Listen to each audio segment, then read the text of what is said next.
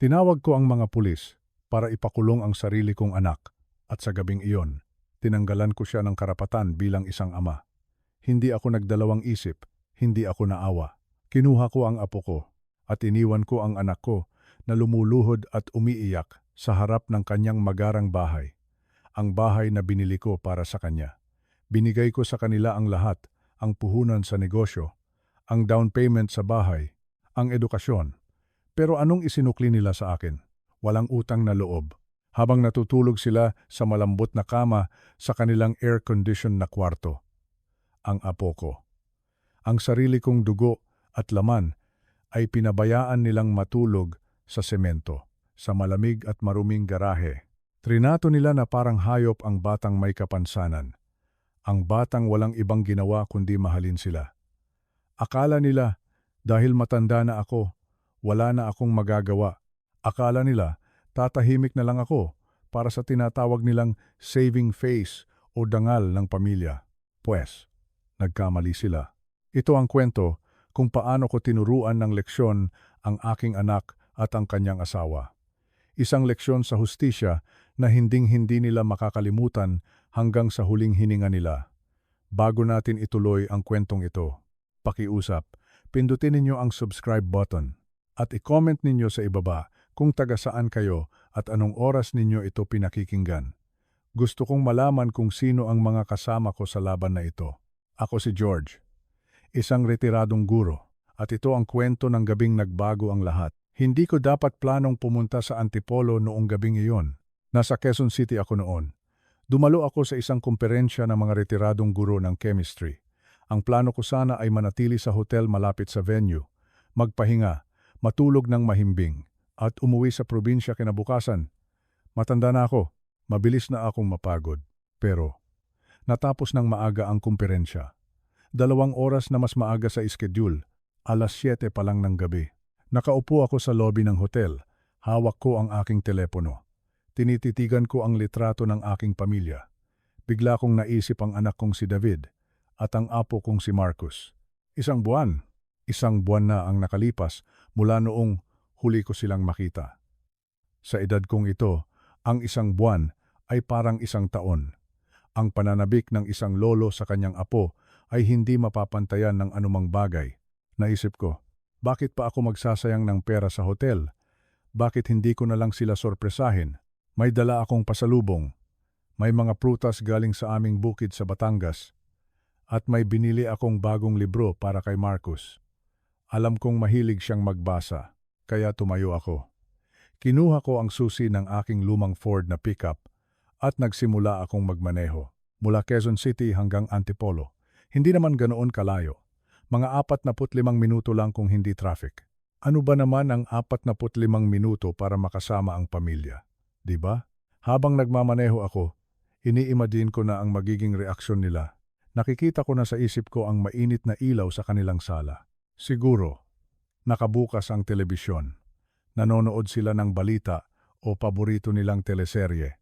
Siguro, nasa mesa sa kusina si Marcus.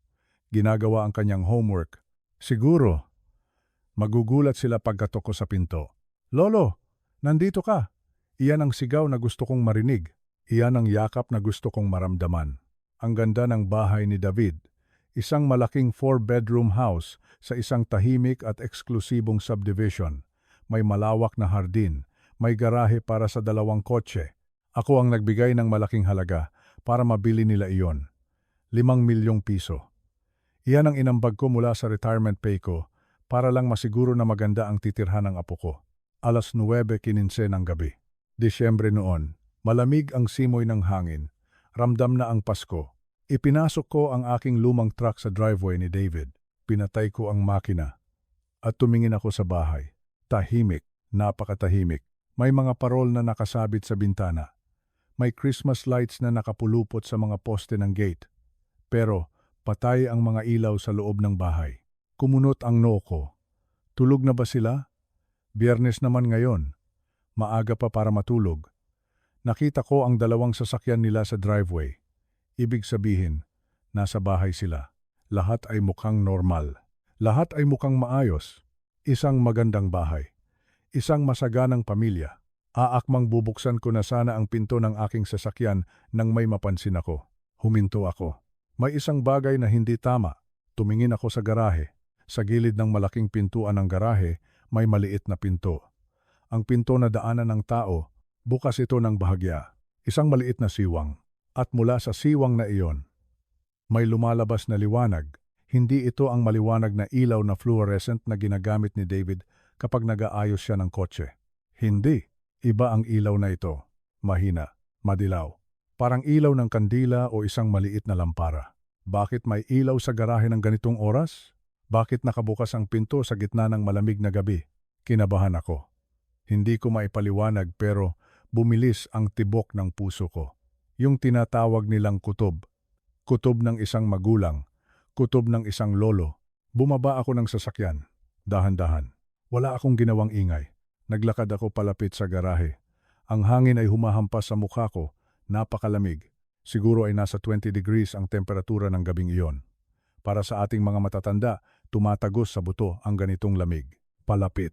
Nang palapit. Nang nasa tapat na ako ng maliit na pinto. May narinig ako. Napatigil ako. Nanigas ang buong katawan ko. Isang tunog. Mahina. Pigil.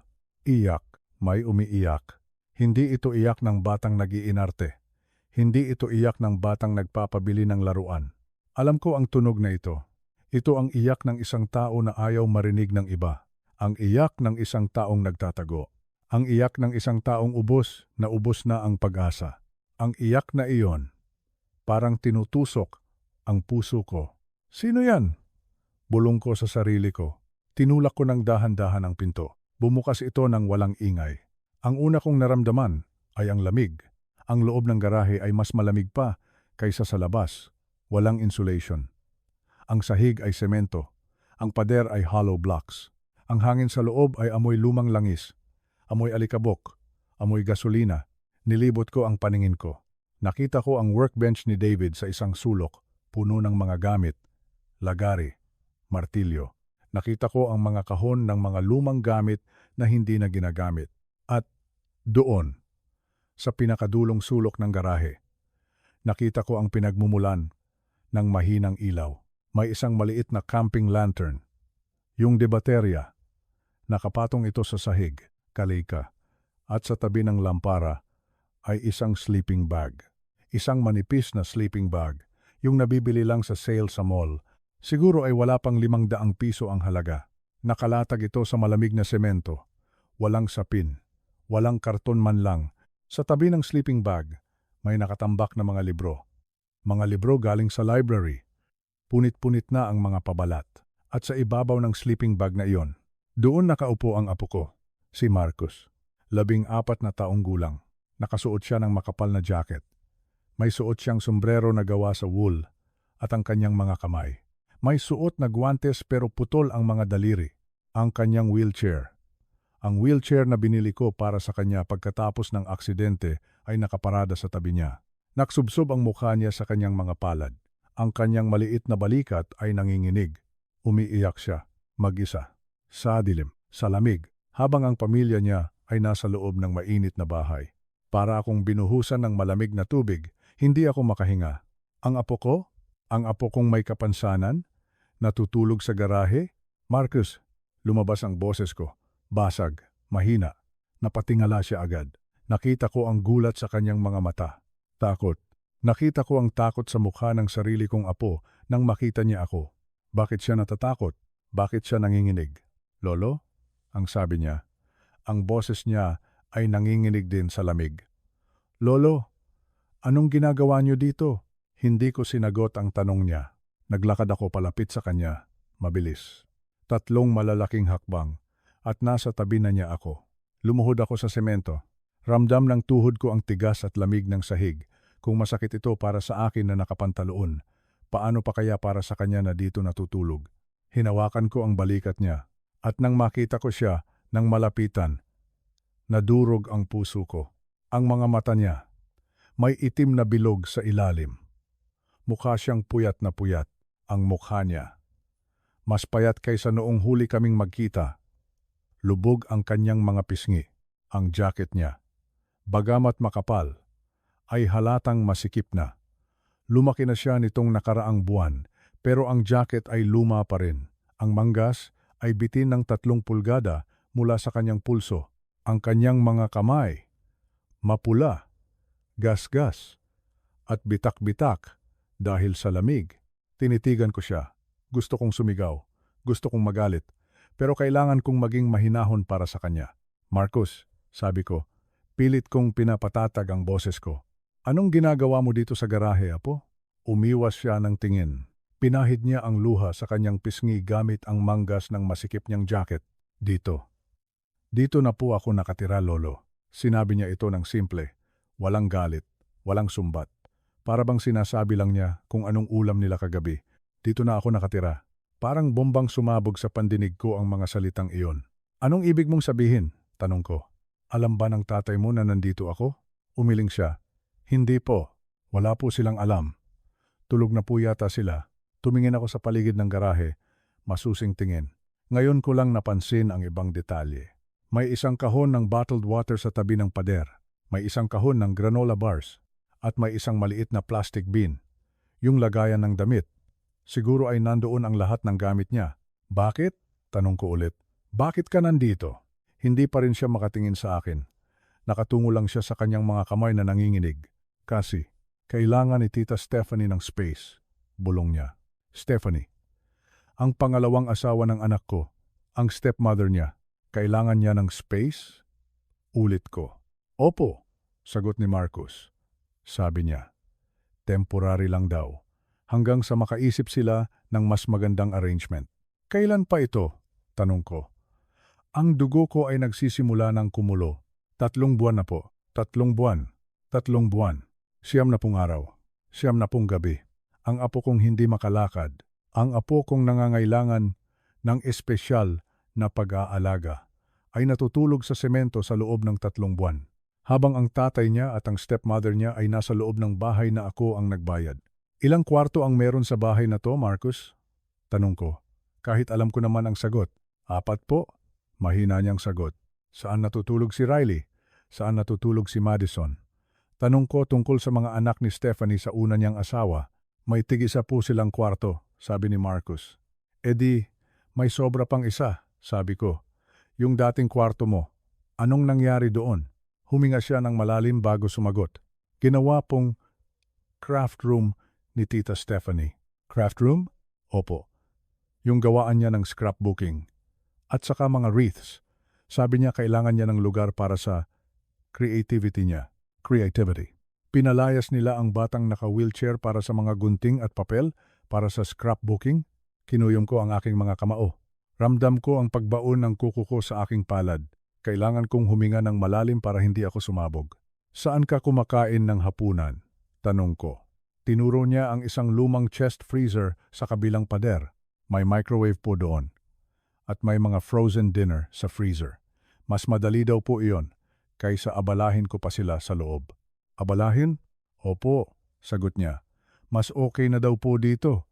Hindi ako nakakaistorbo. Tiningnan ko ang apo ko. Nakita ko sa mga mata niya hindi lang lungkot. Nakita ko ang pagsuko. Tinanggap na niya. Tinanggap na niya na ito ang buhay niya. Tinanggap na niya na ganito ang halaga niya. Na mas mahalaga pa ang scrapbooking kaysa sa kanya. Na siya ay isang abala. Isang istorbo. Nasaan ang tatay mo? Tanong ko. Ang boses ko ay yelo na sa lamig. Nasa business trip po. Umalis noong Miyerkules. Bukas pa ng hapon ang balik. At alam ni Stephanie na nandito ka ngayon. Tumingin siya sa akin. Sa unang pagkakataon, nagtama ang mga mata namin at ang nakita ko ay dumurog sa akin ng tuluyan. Alam niya po, sabi ni Marcus. Alam nilang lahat. Napaupo ako ng tuluyan sa semento. Hindi ko na ininda ang dumi o ang lamig. Niyakap ko ang apo ko. Niyakap ko siya ng mahigpit. Kasama ang wheelchair. Kasama ang amoy ng langis at alikabok. Naramdaman ko ang pag-iyak niya sa balikat ko. Hindi na ito yung pigil na iyak. Ito ay iyak ng pagpapakawala. Humahagulgol siya. Lolo, hikbi niya. Lolo, masama ba akong bata? Natigilan ako. Hinawakan ko ang mukha niya. Ano? Masama ba ako? Kaya ba ayaw nila sa akin? Kaya ba nila ako pinalayas? Sinusubukan ko naman pong maging tahimik, patuloy niya. Sinusubukan kong hindi maging pabigat. Gumagamit ako ng banyo sa basement kahit mahirap ibaba ang wheelchair kasi sabi ni Tita Stephanie matagal daw ako gumamit ng banyo sa taas. Dito na ako kumakain para hindi makalat. Pero parang kulang pa rin. Parang problema pa rin ako. Ang mga luhang kanina ko pa pinipigilan ay tumulo na rin. Hinalikan ko siya sa noo. Makinig ka sa akin, Marcus. Sabi ko ng mariin. Hindi ka masama. Hindi ka problema. Ikaw ay apo ko. At mahal na mahal kita. Pero bakit? Tanong niya. Bakit hinayaan ni Daddy na mangyari to? Bakit hindi na niya ako gusto? Wala akong maisagot.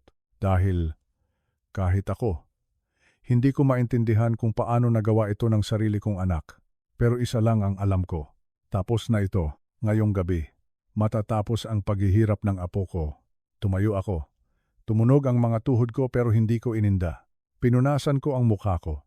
Mag-impake ka, sabi ko kay Marcus. Natigilan siya. Po, lahat ng gamit mo. Ilagay mo sa plastic bin. Aalis tayo. Saan po tayo pupunta? Tanong niya na may halong takot. Magagalit si Daddy. Magagalit si Tita Stephanie. Huwag mong intindihin ang daddy mo, sabi ko. Ang boses ko ay matigas. Desidido. At lalong huwag mong intindihin si Stephanie. Ako ang bahala sa kanila. Pero lolo, Marcus, tinignan ko siya. Hindi ka na matutulog sa garahe kahit isang gabi pa. Uuwi ka sa akin. Uuwi tayo sa bahay. Nakita ko ang pag-asa sa mukha niya. Mabilis kaming kumilos. Kinuha ko ang plastic bin. Ang bigat ng loob ko nang makita kong halos isang linggong damit lang ang laman nito. Karamihan ay madudumi pa. Kinuha ko ang mga libro niya. Binuhat ko ang mga ito at dinala sa truck ko. Lolo, baka dapat hintayin natin si Daddy, sabi ni Marcus habang tinutulak ko ang wheelchair niya palabas ng garahe. Mag-uusap kami ng daddy mo, sabi ko. Pero hindi ngayon at hindi dito. Binuksan ko ang pinto ng truck. Binuhat ko siya mula sa wheelchair papunta sa upuan ng sasakyan. Sanay na kami dito. Ginagawa namin ito madalas noong bago pa lang siyang naaksidente. Magaan siya. Masyadong magaan. Pumayat siya ng husto. Tinupi ko ang wheelchair at isinakay sa likod ng truck. Papasok na sana ako sa driver's seat nang biglang bumukas ang ilaw sa porch ng bahay. Bumukas ang pinto sa harap at lumabas siya. Si Stephanie. Mataas siyang babae. Blonde ang buhok na nakapusod ng magulo. Nakasuot siya ng mamahaling pantulog. Mukha siyang bagong gising. At mukha siyang iritado. Tumingin siya sa akin. Pagkatapos ay tumingin siya kay Marcus na nasa loob na ng truck. Nagbago ang mukha niya. Mula sa gulat, naging inis. George, tawag niya. Hindi man lang siya nagmano o bumati ng maayos. Anong ginagawa mo dito ng ganitong oras? Huminga ako ng malalim. Hinarap ko siya. Ito na. Ito na ang simula ng giyera. Kinukuha ko ang apo ko. Sabi ko ng mahinahon pero may diin ang bawat salita. Hindi mo pwedeng gawin yan. Sabi niya habang pababa ng hagdan ng porch. Nakapamewang siya. Hindi pumayag si David. Wala si David dito. Alam ko, sabi ko. At base sa nakita ko, parang wala ring ama si Marcus kahit nandito si David. Natigilan siya. Anong sinasabi mo? 3 buwan, Stephanie, sabi ko. 3 buwan mong pinatira ang apo ko sa garahe. Tumawa siya ng mahina, yung tawang ng iinsulto. Ah, yan ba? Temporary lang yan. Nagre-renovate kami. Kailangan namin ng space. Hindi kayo nagre-renovate, sagot ko. May craft room ka. May kwarto ka para sa mga burloloy mo habang ang apo ko ay natutulog sa semento sa gitna ng Disyembre. Medyo tumaas na ang boses ko. Hindi ko na mapigilan. Gusto niya doon, sigaw niya pabalik. Sabi niya kailangan niya ng space mula sa amin. Masyado siyang dramatic. Palagi na lang siyang may problema. Ang wheelchair, ang therapy, ang doktor. Nakakapagod, George. Kailangan din ng katahimikan ni na Riley at Madison. Tinitigan ko siya. Sinusubukan kong intindihin kung paano nagkaroon ng ganitong klaseng tao. Nakakapagod? Tanong ko. Ang mag-alaga ng batang nawalan ng ina? Ang mag-alaga ng batang hindi makalakad? Yan ang tawag mo doon? Nakakapagod? Mas madali ganito, sabi niya, para sa lahat. Pumayag si David. Alam ni David na mas mabuti ito. Mas mabuti para kanino? Tanong ko. Para sa inyo? O para sa kanya? Binuksan ko ang pinto ng driver's seat. Umalis na kayo, sabi niya. Tumawag ka kay David bukas. Pero ibalik mo si Marcus sa loob. Hindi, sabi ko. Sasama siya sa akin. Tatawag ako ng pulis. Banta niya. Inilabas niya ang kanyang cellphone. Kidnapping ito. Tumingin ako sa kanya at ngumiti ako ng mapait. Sige, sabi ko, tumawag ka. Ano? Tumawag ka ng pulis, Stephanie. Please, nakikiusap ako. Tawagan mo sila ngayon din. Lumapit ako ng kaunti sa kanya. Gusto kong makita ng mga pulis ang garahe mo. Gusto kong makita nila ang sleeping bag sa semento. Gusto kong makita nila ang frozen dinner. Gusto kong i-report nila sa DSWD kung paano nyo trinato ang isang batang may kapansanan. Nakita kong namutla siya. Ibinaba niya ang kamay niyang may hawak ng telepono. Alam niyang mali siya. Alam niyang krimen ang ginagawa nila. Sabihin mo kay David na tawagan ako pagbalik niya, sabi ko. At sabihin mo sa kanya, maghanda siya. Sumakay ako sa truck. Pinaandar ko ang makina. Nakita ko si Stephanie na nakatayo lang sa driveway. Hindi na siya makagalaw. Tumingin ako kay Marcus. Okay ka lang? Tanong ko. Tumango siya. Opo, Lolo. Hinawakan ko ang kamay niya. Huwag kang mag-alala, sabi ko. Hindi na mauulit ito. Pangako. At habang papalayo kami sa bahay na iyon, sa bahay na puno ng kasinungalingan at kalupitan, alam kong nagsisimula pa lang ang laban. Pero sa ngayon, ligtas na ang apo ko. At iyon lang ang mahalaga. Dahan-dahan kong itinulak ang pinto ng garahe. Mabigat ito. Ang bawat sentimetro ng pagbukas nito ay parang bumubukas din ang isang sugat sa aking puso. Ang inaasahan ko lang naman ay makita ang kotse ng aking anak o kaya ay mga lumang kagamitan na hindi na ginagamit pero iba ang sumalubong sa akin. Ang unang tumama sa akin ay ang amoy. Hindi ito amoy ng isang tahanan. Ito ay amoy ng langis, amoy ng lumang gasolina, amoy ng alikabok na matagal nang hindi napupunasan, at higit sa lahat, ang amoy ng luma at mamasamasang semento. Napakadilim sa loob. Ang tanging liwanag ay nanggagaling sa isang maliit na lampara na nasa sulok, kulay dilaw at aandap-andap na parang kandilang malapit ng mamatay. Humakbang ako papasok. Ang lamig. Diyos ko, ang lamig. Disyembre noon sa Antipolo. Alam nyo naman kapag ganitong buwan, ang hangin ay tumatagos sa buto, lalo na sa mga katulad nating may edad na. Ramdam na ramdam ko ang ngalo ng aking mga tuhod sa bawat hakbang. Kung ako ngang nakasuot ng makapal na jacket at pantalon ay nilalamig. Paano pa kaya ang nasa loob ng kwartong ito na walang insulation? Walang proteksyon sa lamig ng gabi. Hinanap ng mata ko ang pinanggagalingan ng mahinang iyak na narinig ko kanina. Sa dulo ng garahe. Sa pagitan ng isang lumang estante ng mga tool at ng dingding na hollow blocks, may nakalatag sa sahig. Nilapitan ko ito. Ang puso ko ay kumakabog ng mabilis, parang may drum sa loob ng dibdib ko. Sa ibabaw ng maruming semento, may isang sleeping bag.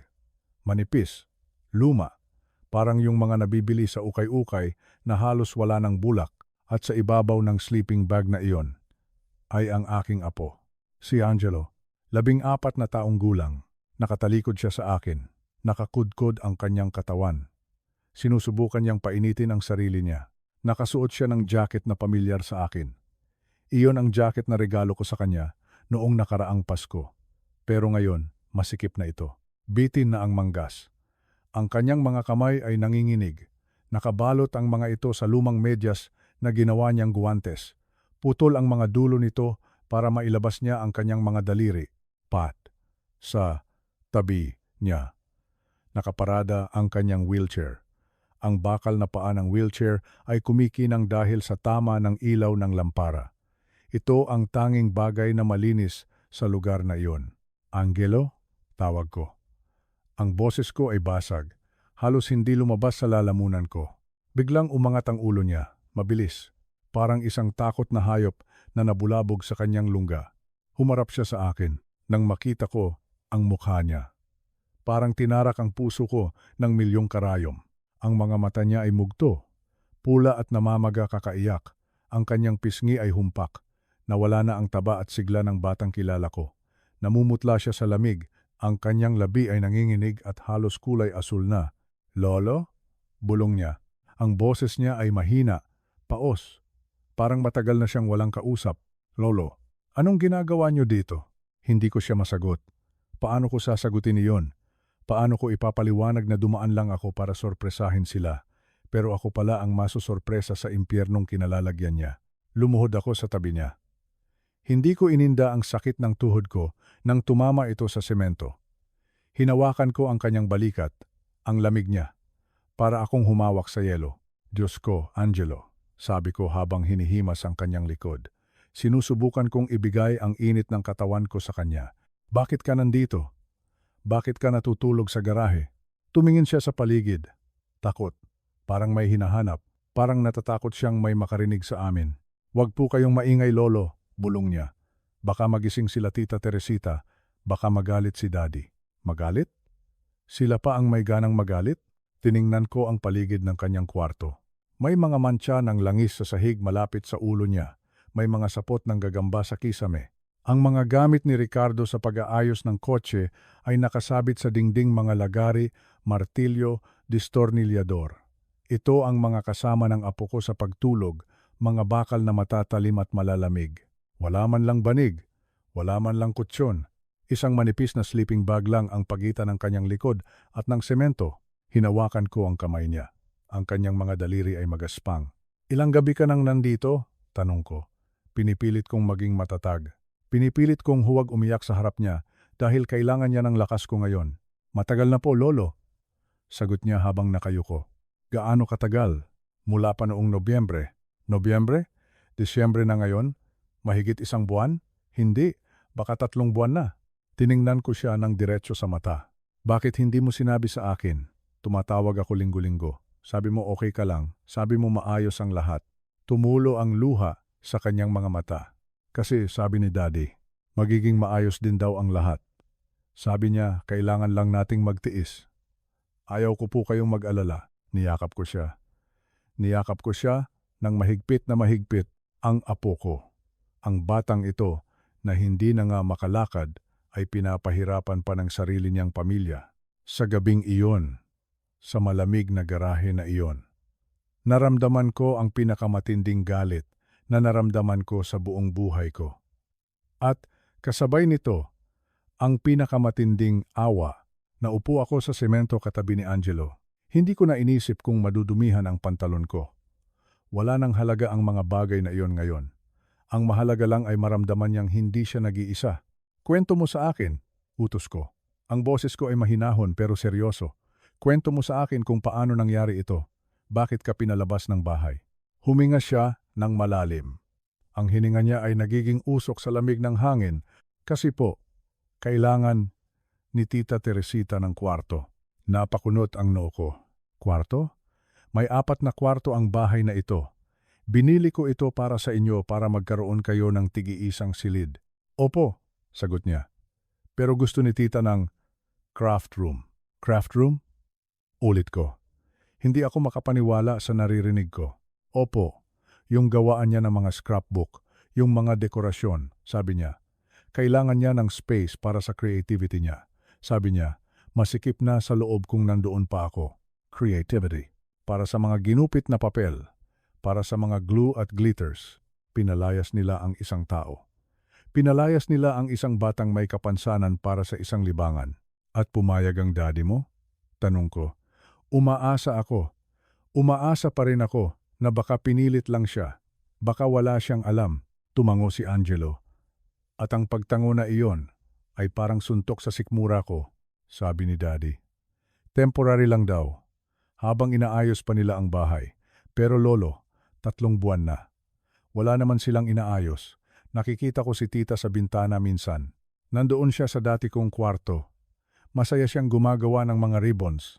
Tiningnan ko ang sulok kung saan siya nakahiga, sa tabi ng kanyang unan na manipis. May isang stack ng mga libro. Mga libro galing sa library ng eskwelahan. Luma na ang mga ito. Dito ka nag-aaral? Tanong ko. Opo. May maliit na flashlight ako kapag gabi. Paano ang pagkain mo? Tinuro niya ang isang lumang microwave na nakapatong sa ibabaw ng washing machine sa kabilang dulo ng garahe. Sa tabi nito ay isang maliit na chest freezer. Bumibili sila ng mga frozen meals, sabi niya. Yung mga sisig na nasa plastic, yung mga giniling na instant. Initin ko na lang daw, mas madali daw iyon. Mas madali? Opo. Kasi, kapag kumakain ako sa loob, naiinis si Tita. Sabi niya ang bagal ko daw kumain. Nakakaabala daw ako sa dinner nila ni Daddy at ng mga anak niya. Nakakaabala. Ang apo ko, na dating kasabay naming kumain sa hapagkainan tuwing linggo, na laging nagpapatawa sa amin. Ngayon ay itinuturing na abala. Kumukulo ang dugo ko. Na-imagine ko si Angelo, gabi-gabi. Mag-isang iniinit ang matigas na kanin at ulam sa microwave habang naririnig niya ang tawanan ng pamilya sa loob ng bahay. Ang paliligo? Tanong ko. Alam kong mahirap para sa kanya ang kumilos dahil sa wheelchair. Yumuko siya lalo. Nahihiya siya. Sa lababo po dito sa garahe ako, naghihilamos. At kapag kailangan kong maligo, pinapayagan nila akong pumasok sa banyo sa baba. Yung malapit sa kusina, pero dapat mabilis lang kasi ayaw ni tita na nababasa ang sahig.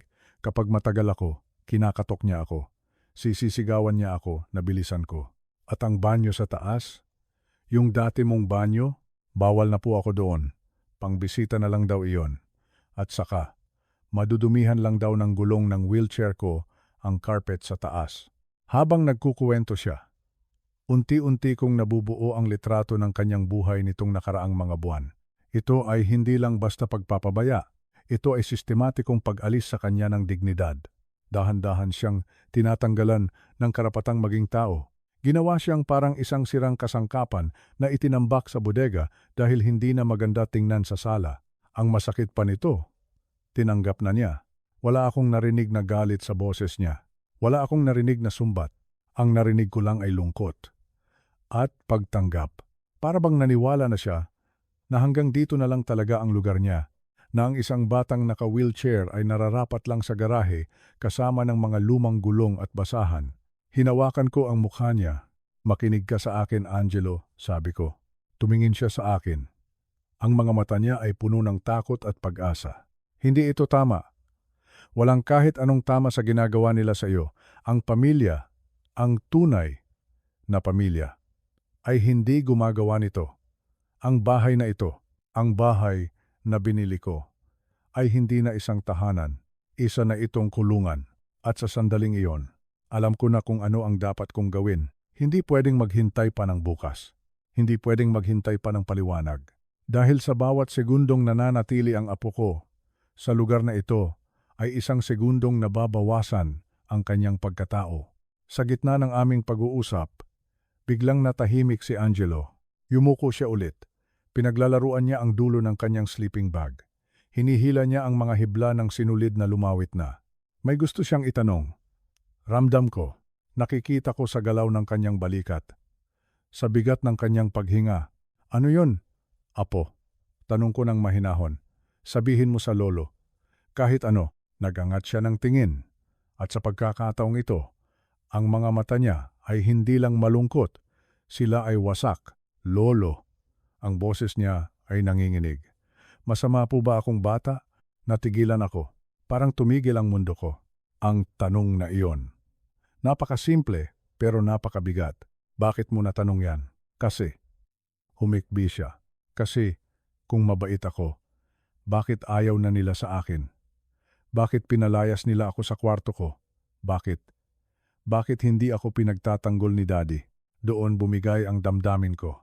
Ang apo ko, ang inosenteng batang ito, ay sinisisi ang sarili niya. Sa loob ng 3 buwan na mag-isa siya sa dilim.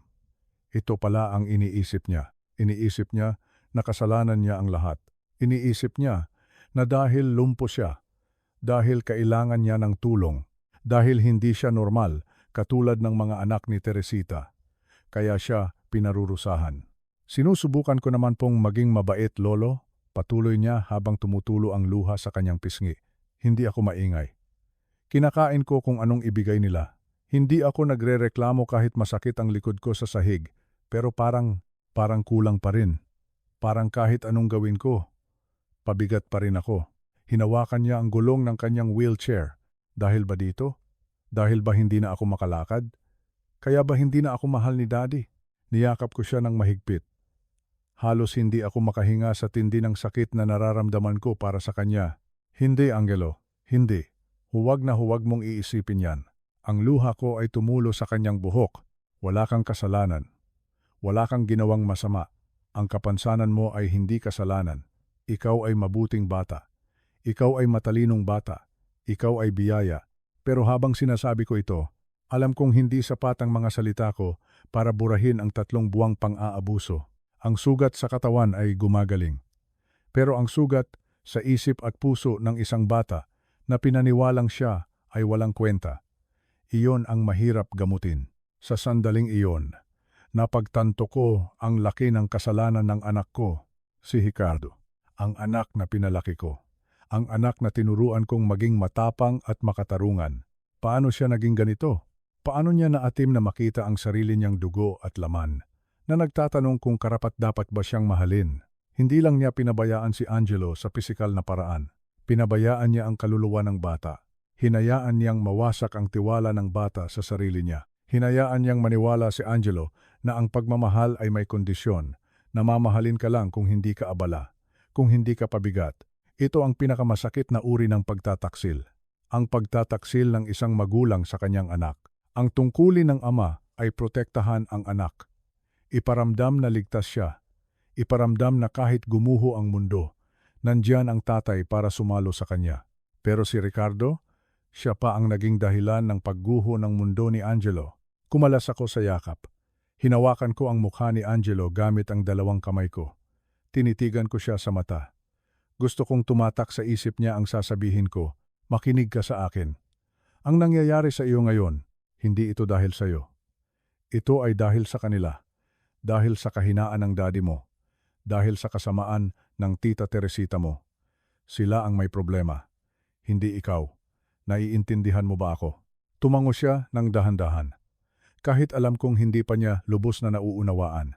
Pero, Lolo, bulong niya. Paano kung ayaw niyo na rin sa akin? Paano kung maging pabigat din ako sa inyo? Doon ko naramdaman na kailangan ko ng kumilos. Ang takot na ito, ang takot na iwanan, ay kailangan kong tanggalin sa puso niya ngayon din. Hinding-hindi mangyayari yan, sagot ko ng mabilis. Dahil ang pamilya, ang totoong pamilya, ay hindi nag-iiwanan. At simula sa gabing ito, ipapakita ko sa iyo kung ano ang ibig sabihin ng tunay na pamilya. Tumayo ako. Pinatunog ko ang mga buto sa likod ko. Ramdam ko ang pagod ng biyahe. Ramdam ko ang antok. Pero ang adrenaline ng galit at desisyon ang nagpapalakas sa akin ngayon. Mag-impake ka na, utos ko. Ang boses ko ay matatag. Wala nang bahid ng pag-aalinlangan. Natigilan si Angelo.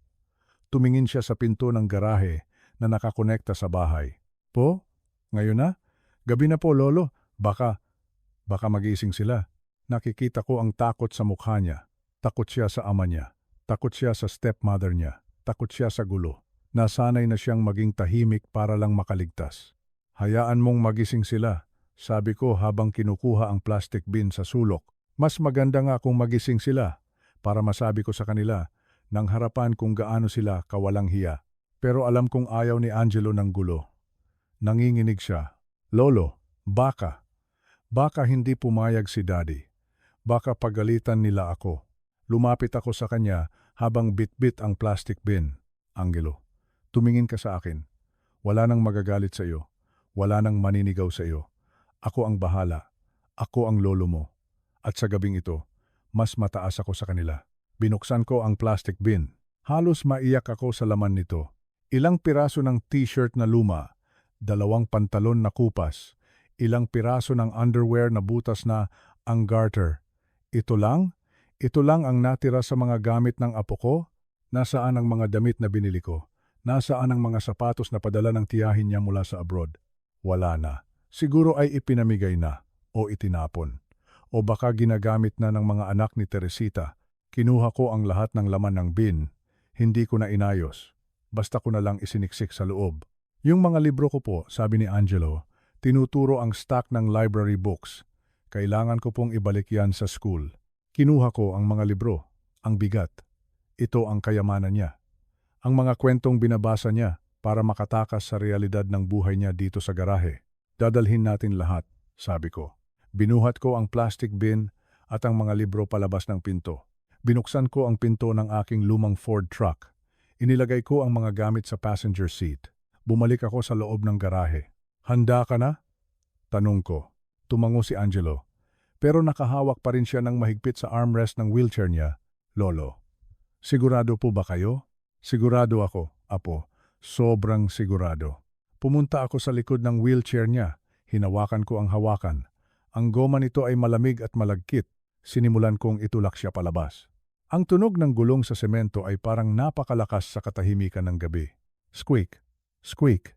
Bawat tunog ay parang tibok ng puso ko. Paglabas namin sa driveway, sinalubong kami ng malamig na hangin. Ang buwan ay maliwanag. Tahimik ang buong subdivision.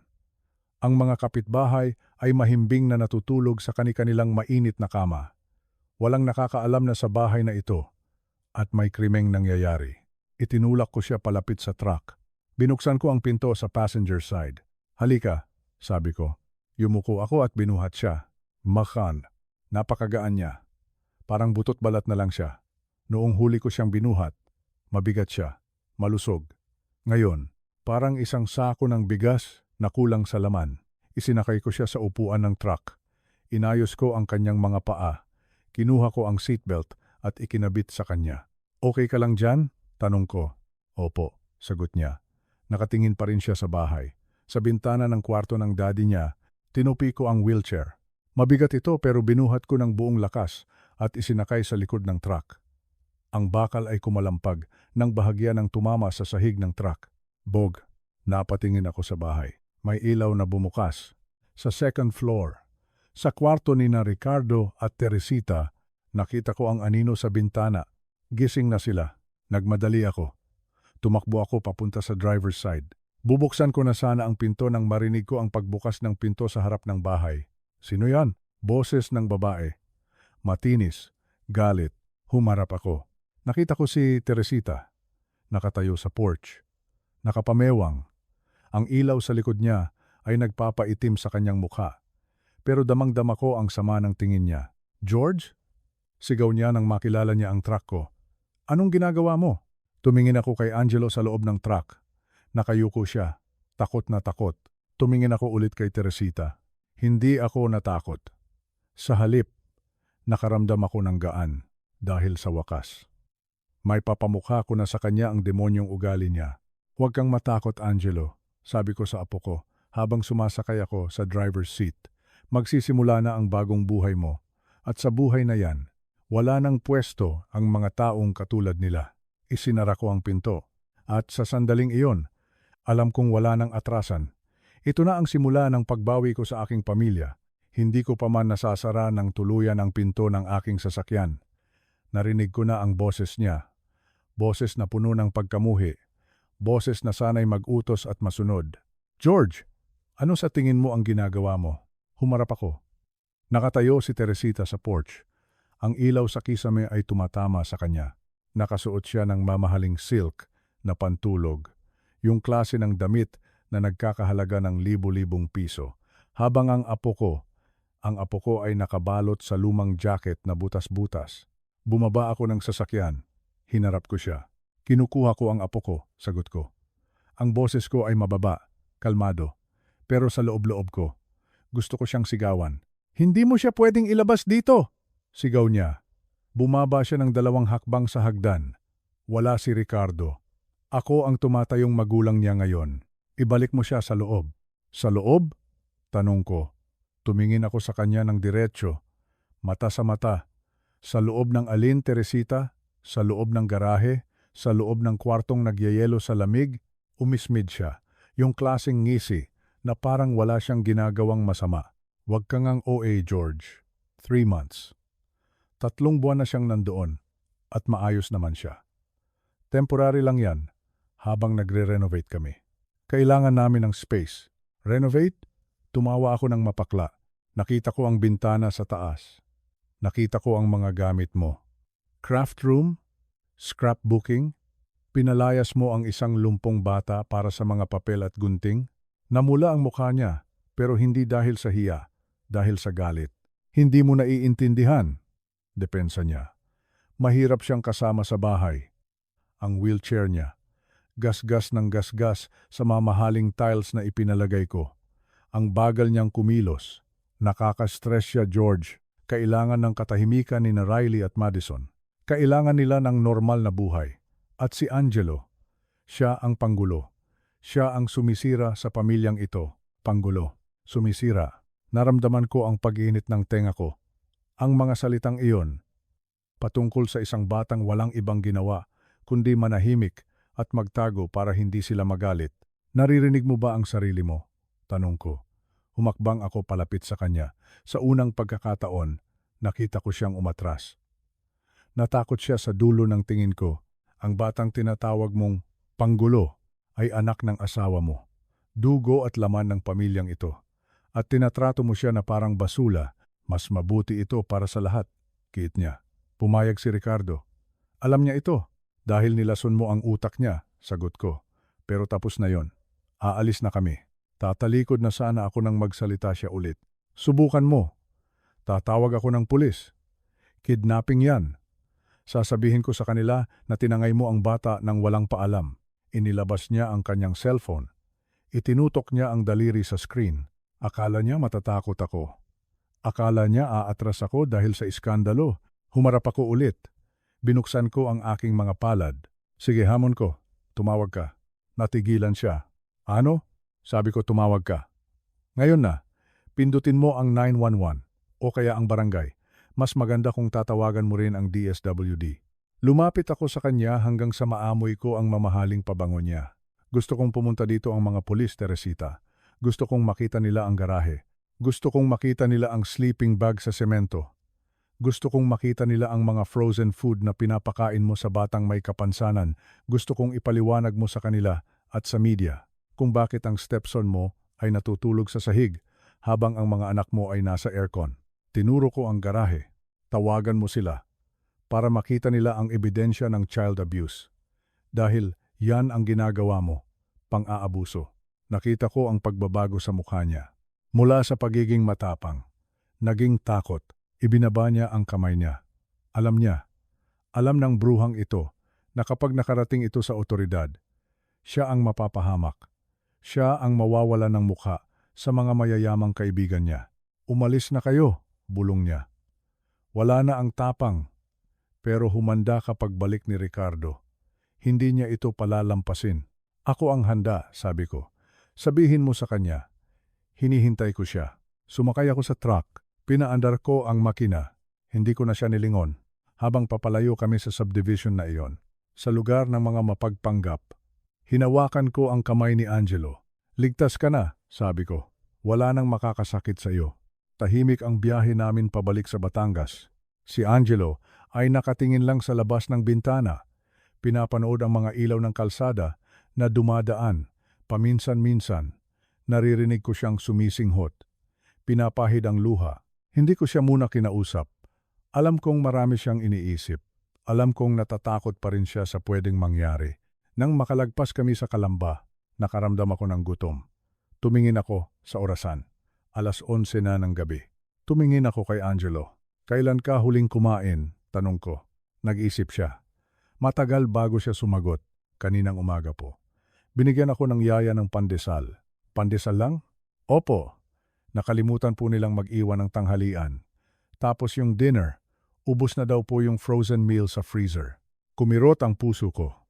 Pandesal. Isang buong araw. Pandesal lang ang laman ng tiyan ng apo ko.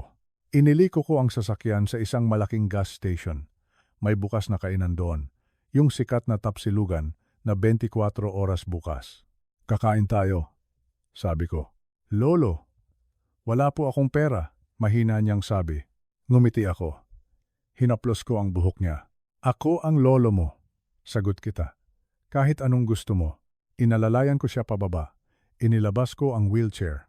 Pagpasok namin sa kainan, amoy na amoy ang bango ng sinangag at pritong baka. Nakita kong lumaki ang mata ni Angelo. Umorder ako ng pinakamalaking order ng tapsilog. May kasamang mainit na sabaw ng bulalo at isang malaking baso ng chocolate drink. Nang dumating ang pagkain, hindi kaagad gumalaw si Angelo. Nakatingin lang siya sa plato. Sige na, sabi ko. Kain na. Baka po. Baka po bawiin nila, bulong niya. Walang babawi niyan. Sa'yo yan, ubusin mo. Nagsimula siyang kumain. Noong una, dahan-dahan. Parang hindi siya sanay na may mainit na pagkain, Pero maya-maya, bumilis ang subo niya. Halatang halata ang gutom. Halatang halata na sabik siya sa totoong pagkain. Pinanood ko lang siya. Hindi ko ginalaw ang pagkain ko. Busog na ako sa pagtingin sa kanya, pero may halong pait ang tuwa ko. Ganito pala kagutom ang apo ko. Dahan-dahan lang apo, sabi ko, inaabot ang baso ng tubig. Nang maubos niya ang pagkain. Sumandal siya sa upuan. Napabuntong hininga siya. May kulay na ulit ang mukha niya. Hindi na siya kasing putla kanina. Masarap? Tanong ko. Sobra po, Lolo. Salamat po. Hinawakan ko ang kamay niya sa ibabaw ng mesa. Makinig ka, Angelo. Tandaan mo ang sasabihin ko. Tumingin siya sa akin. Hinding-hindi ka na ulit magugutom. Hinding-hindi ka na ulit matutulog sa semento. Simula ngayon, kakain ka ng 3 beses sa isang araw. Matutulog ka sa malambot na kama at tratuhing tao. Naiintindihan mo? Tumango siya. Nagsisimula na namang mamuo ang luha sa mata niya. Pero Lolo, paano si Daddy? Pupuntahan niya tayo. Tumigas ang pangako. Hayaan mo siyang pumunta. Hinihintay ko siya. Dahil marami kaming dapat pag-usapan. Umuwi kami sa bahay ko sa Batangas. Binuhat ko siya papunta sa dati niyang kwarto. Yung kwartong tinutulugan niya noong bata pa siya. Malinis iyon. Laging nakahanda. Humiga siya sa kama. Napakalambot. Amoy malinis na sabon. Lolo? Tawag niya bago ako lumabas ng pinto. Bakit? Pwede po bang? Pwede po bang iwan ng bukas ang ilaw? Natatakot po kasi ako sa dilim. Ngumiti ako. Kahit buong bahay pa ang ilawan natin, Angelo. Matulog ka na. Babantayan kita. Naupo ako sa sala ng gabing iyon. Hindi ako natulog. Hinintay ko ang pagsikat ng araw. Hinintay ko ang pagdating ng aking anak. Dahil bukas. Bukas ay araw ng paniningil. Tanghali na nang dumating sila. Narinig ko ang busina ng sasakyan sa labas ng gate. Sunod-sunod, agresibo. Alam kong sila na yon. Binuksan ko ang pinto. Nakita ko si Ricardo. Ang anak ko, nakasuot pa siya ng damit na pang-opisina pero gusot-gusot na ito. Mukhang hindi siya natulog. At sa likod niya, si Teresita. Nakahalukip-kip, nakataas ang kilay. Pumasok sila sa bahay ko na parang sila ang may-ari. Dad, sigaw ni Ricardo. Nasaan si Angelo? Anong kalokohan ito? Kalmado lang akong nakatayo sa gitna ng sala. Maupo kayo, sabi ko. Hindi kami uupo, sigaw ni Teresita. Ilabas mo ang bata, uuwi na kami. Tumingin ako kay Ricardo. Tinitigan ko ang mukha ng anak ko. Hinahanap ko ang batang pinalaki ko. Hinahanap ko ang lalaking tinuruan ko ng tama at mali. Pero ang nakikita ko lang ay isang lalaking pagod. Isang lalaking mahina. Ricardo, sabi ko. Alam mo ba kung saan natutulog ang anak mo nitong nakaraang 3 buwan? Natigilan siya. Tumingin siya kay Teresita tapos ibinalik ang tingin sa akin. Alam ko, Dad, temporary lang yon. May inaayos lang sa bahay. Inaayos? Napataas ang boses ko. Walang inaayos, Ricardo. Pumunta ako doon. Nakita ko ang craft room ng asawa mo. Nakita ko ang mga ribbon at glitters sa kwarto na dapat ay sa anak mo. Dad, hindi mo naiintindihan. Simula niya, ang hindi ko maintindihan ay kung paano mo nagawang tiisin na ang anak mong lumpo ay natutulog sa garahe. Sa semento, sa gitna ng Disyembre, humakbang ako palapit sa kanya. Pinalaki kita ng maayos. Pero anong nangyari sa'yo? Naging duwag ka. Hindi ako duwag. Depensa niya. Ginagawa ko lang ang makakabuti para sa peace ng pamilya. Mahirap, Dad. Hindi mo alam kung gaano kahirap. Si Angelo, kailangan niya ng maraming atensyon. Ang wheelchair niya, ang therapy niya. At si Teresita, nahihirapan na siya mag-manage ng bahay. Kaya ang solusyon mo ay itapon ang anak mo sa garahe? Tanong ko. Para hindi mahirapan ang asawa mo? Pinili mo ang katahimikan mo kaysa sa kapakanan ng anak mo. Panggulo kasi siya. Singit ni Teresita. Gulo lang ang dala niya sa buhay namin. Tumahimik ka, sigaw ko kay Teresita. Wala kang karapatang magsalita sa pamamahay ko. Binalikan ko si Ricardo. Tatanungin kita ngayon, Ricardo. Bilang ama sa ama, masaya ka ba? Masaya ka ba na mainit ang tulog mo habang ang anak mo ay nanginginig sa lamig? Yumuko siya. Hindi siya makasagot. Dad, bulong niya. Mahal ko naman si Angelo eh. Mahal? Ang boses ay nanggaling sa hallway. Sabay-sabay kaming napalingon. Nandoon si Angelo, nakasakay sa kanyang wheelchair. Gising na siya. Nakita ko ang takot sa mata niya noong una. Pero nang makita niya ang ama niya, napalitan iyon ng sakit. Angelo, sabi ni Ricardo. Akmang lalapit siya. Huwag kang lumapit, sabi ni Angelo. Natigil si Ricardo. Mahal mo ako? Tanong ni Angelo. Ang boses niya ay basag pero malinaw. Kung mahal mo ako, Daddy, bakit hindi mo ako ipinagtanggol? Anak, narinig ko po kayo, sabi ni Angelo. Gabi-gabi. Naririnig ko kayong nagtatawanan sa loob ng bahay habang ako nasa garahe. Narinig ko nung sinabi ni tita na wag akong papasukin kasi amoy luma ako at wala kang ginawa, Daddy. Tumawa ka lang. Tumulo ang luha ni Ricardo. Tinatanong ko po ang sarili ko. Patuloy ni Angelo. Kailan ang huling beses na pinili mo ako? Kailan ang huling beses na kinampihan mo ako? Wala akong maalala, Daddy. Ang naaalala ko lang, lagi mong pinipili si tita. Lagi mong pinipili ang gusto niya. Ang katahimikan sa loob ng sala ay nakabibingi. Ang mga salita ng isang bata ay parang hatol ng hukom. Wala ng palusot, wala ng temporary renovation. Ang katotohanan ay nakalantad na. Si Ricardo ay isang ama na bumitaw. Isang ama na mas piniling maging bulag at bingi para lang hindi magalit ang asawa niya.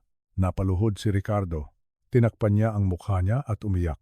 Sa wakas ay naramdaman na niya ang bigat ng kasalanan niya. Umuwi na tayo, Ricardo, sabi ni Teresita. Hinawakan niya sa braso ang asawa niya. Hayaan mo na ang batang yan. Kung gusto niya dito, edi dito siya.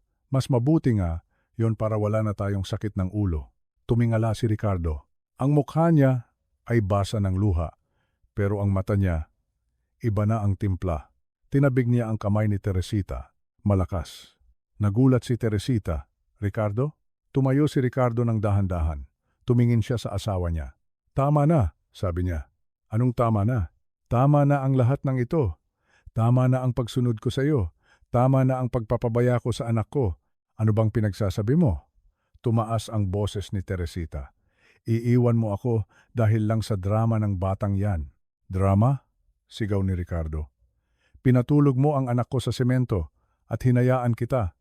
Diyos ko, hinayaan kita. Tumingin siya sa akin, tapos kay Angelo. Patawarin niyo ako, sabi niya. Alam kong huli na. Alam kong hindi sapat ang sorry, pero itatama ko ito. Humarap siya kay Teresita. Umalis ka na. Ano? Umalis ka na sa bahay ko. Maghiwalay na tayo. Tapos na tayo, Teresita. Namutla si Teresita. Hindi mo pwedeng gawin yan. Kukunin ko ang lahat sa iyo. Ang bahay, ang pera. Isaksak mo sa baga mo ang bahay, sagot ni Ricardo. Pero hindi mo makukuha ang anak ko. At sisiguraduhin kong pagbabayaran mo ang ginawa mo sa kanya. Umalis si Teresita na nagwawala. Sumigaw siya ng mga sumpa pero wala nang nakinig sa kanya. Nang makaalis siya, lumapit si Ricardo kay Angelo. Lumuhod siya sa harap ng wheelchair. Anak, hindi siya niyakap ni Angelo. Hindi pa. Masyado pang malalim ang sugat. Tumingin lang si Angelo sa kanya. Dito muna ako kay Lolo, sabi ni Angelo. Opo, sagot ni Ricardo. Dito ka muna, kung saan ka ligtas. Aayusin ko ang sarili ko. Aayusin ko ang buhay ko para maging karapat-dapat ulit akong maging tatay mo. Pero hindi doon nagtatapos ang kwento. Kinabukasan. Pumunta ako sa DSWD. Kasama ko si Angelo. Kasama ko ang mga litrato ng garahe na kinuha ko bago kami umalis. Kasama ko ang medical report ng doktor na nagsasabing malnourished si Angelo. Kahit naghiwalay na sila ni Ricardo. Hindi pwedeng walang hustisya. Ang pang-aabuso ay krimen. Nagsagawa ng investigasyon ang DSWD. Kinausap nila si Angelo. Kinausap nila ang mga kapitbahay. Kinausap nila ang mga guro. Lumabas ang katotohanan dahil sa report ng DSWD. Nalaman ng ex-husband ni Teresita ang nangyari. Nalaman niya kung gaano kalupit si Teresita. Ginamit niya ang report para kunin ang custody ni Riley at Madison. Natakot ang korte na baka gawin din ni Teresita sa sarili niyang mga anak ang ginawa niya kay Angelo. Sa loob ng ilang buwan, nawala ang lahat kay Teresita. Iniwan siya ni Ricardo. Kinuha ng ex-husband niya ang mga anak niya. Nawala ang respeto ng mga kaibigan niya nang kumalat ang balita. Naiwan siyang mag-isa sa malaking bahay na iyon. Walang pamilya, walang nagmamahal. Si Ricardo naman. Hinarap niya ang kaso. Tinanggap niya ang parusa ng batas dahil sa negligence. Nag-community service siya. Nagbayad siya ng danyos. At higit sa lahat, sumailalim siya sa parenting counseling. Ibinigay ng korte sa akin ang full custody kay Angelo pansamantala. Mabigat ang naging kapalit. Nasira ang isang pamilya, pero kailangan itong mangyari. Dahil kung minsan, kailangan mong wasakin ang isang pamilyang puno ng lason para makabuo ng isang pamilyang puno ng pagmamahal. At si Angelo, nasa akin siya ngayon, payapa, masaya. At iyon ang pinakamahalagang tagumpay sa lahat. 8 buwan. Mabilis lumipas ang panahon. Parang kailan lang binubuhat ko ang apo ko palabas ng madilim na garahe na iyon. Pero ngayon, kapag tinitingnan ko siya, parang ibang tao na ang nakikita ko. Si Angelo, ang apo ko. Hindi na siya ang batang takot sa sarili niyang anino. Hindi na siya ang batang nagtatanong kung masama ba siya. Bumalik na ang kulay sa kanyang mga pisngi. Bumalik na ang kislap sa kanyang mga mata. At higit sa lahat, bumalik na ang boses niya. Sumali siya sa debate team ng kanyang eskwelahan. Nakakatawa nga. Sabi niya sa akin minsan, habang naghahapunan kami, "Lolo, sanay na akong makipagtalastasan. Salamat sa mga araw na kailangan kong ipagtanggol ang sarili ko sa isip ko." Tumatawa siya kapag sinasabi niya yon. Pero ako, napapangiti na lang ng may halong kirot. Ginagamit niya ang sakit ng nakaraan para maging matapang sa kasalukuyan. Mataas na ang kanyang mga grado at marami na siyang kaibigan. Mga tunay na kaibigan, madalas silang pumunta dito sa bahay. Nagdadala sila ng pizza. Naglalaro sila ng video games. Hindi nila nakikita ang wheelchair ni Angelo. Ang nakikita nila ay si Angelo mismo, ang matalinong bata, ang masayahing kaibigan. At si Ricardo, ang aking anak, lumipat siya ng tirahan. Kumuha siya ng apartment malapit sa amin dito sa Batangas. Iniwan niya ang marangyang buhay sa Antipolo. Kumuha siya ng trabaho na hindi kailangan ng biyahe. Gusto niyang bumawi. Ang paghilom ay hindi mabilis. Hindi ito parang sugat na kapag naghilom ay ayos na. Ang tiwala ay parang salamin. Kapag nabasag, mahirap nang buuin. Noong unang mga buwan, ayaw siyang kausapin ni Angelo. At naintindihan ko yon. Hindi ko pinilit ang apo ko, pero matiyaga si Ricardo. Linggo-linggo siyang dumadalaw, nagdadala ng pagkain, nakikipagkwentuhan kahit maikli lang ang sagot ng anak niya. Noong nakaraang linggo, birthday ni Angelo. 15 anyos na siya. Dumating si Ricardo, may dala siyang regalo. Isang lumang baseball glove. Iyon ang glove na ginamit ni Ricardo noong high school pa siya. Iyon ang glove na ginamit niya noong tinuturuan ko siyang maglaro ng baseball sa bakuran namin noon. Inabot niya ito kay Angelo. "Alam kong hindi mo ito magagamit sa paglalaro," sabi ni Ricardo nang may garalgal sa boses. "Pero gusto kong maunawaan mo na gusto kong ibalik ang dating tayo. Yung bago mangyari ang lahat ng ito, gusto kong maging tatay mo ulit." Hinawakan ni Angelo ang lumang glove. Matagal siyang nakatitig dito. Pagkatapos, tumingin siya sa ama niya. "Namiss kita, Dad," sabi niya. "Namiss ko yung totoong ikaw." Nagyakapan sila. At sa pagkakataong ito, hindi na umiwas si Angelo. Umalis ako sa sala para bigyan sila ng privacy. May mga sandali na dapat ay sa mag-ama lang. May mga pagpapatawad na hindi kailangan ng saksi. Ngayong gabi, habang tulog na ang lahat, nakaupo ako dito sa aking beranda. Hawak ko ang aking tasa ng kape. Mainit, mabango. Tumingala ako sa langit, ang daming bituin. Nakausap ko ang asawa ko, si Helen. Alam kong nakikinig siya mula sa itaas. "Mahal," bulong ko sa hangin. "Ayos na ang lahat. Ligtas na ang apo natin." Naisip ko bigla, paano kung hindi ako tumuloy noong gabing iyon? Paano kung mas pinili kong matulog sa hotel sa Quezon City dahil pagod na ako? Paano kung hindi ako nagmaneho ng dagdag na 45 minuto papunta sa Antipolo? Paano kung hindi ko nakita ang maliit na ilaw sa garahe? Siguro. Hanggang ngayon, nandoon pa rin si Angelo. Nanginginig sa lamig. Gutom at dahan-dahang namamatay ang kanyang pag-asa. Nakakatakot isipin. Pero nandito ako.